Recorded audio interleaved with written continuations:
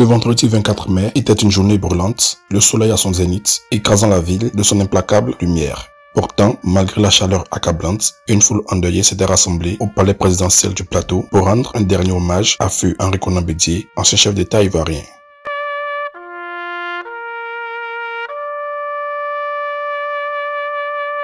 Les drapeaux, flottant tristement, semblaient alourdir l'air déjà lourd de chagrin.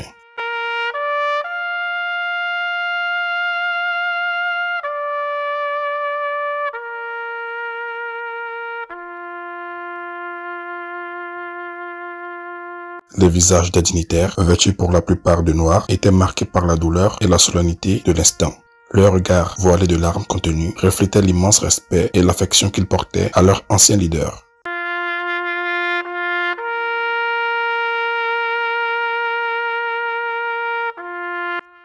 Lorsque le cercueil recouvert du drapeau national est arrivé au palais, un silence pesant s'est abattu sur l'assistance. Les gardes d'honneur, le dos droit et le regard empli de dignité ont encadré le cortège avec une rigueur toute militaire, rendant un ultime salut à leur ancien commandant en chef.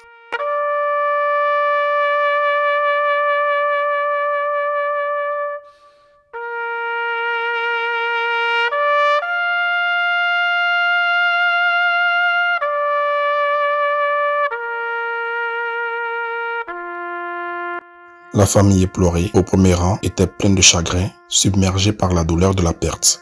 Leur tristesse résonnait dans l'air brûlant comme un écho de la fin d'une ère.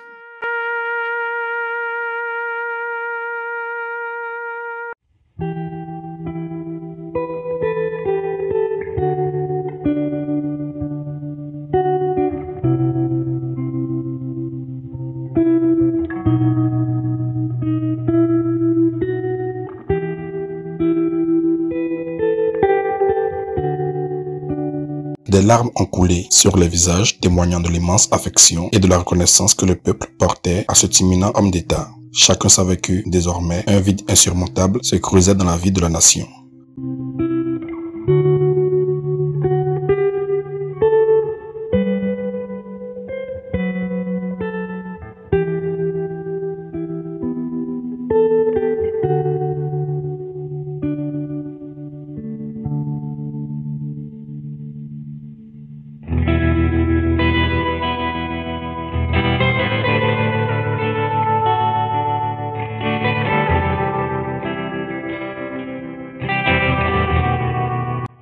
Sous le soleil de plomb, la tristesse semblait s'être infiltrée jusqu'au plus profond des cœurs.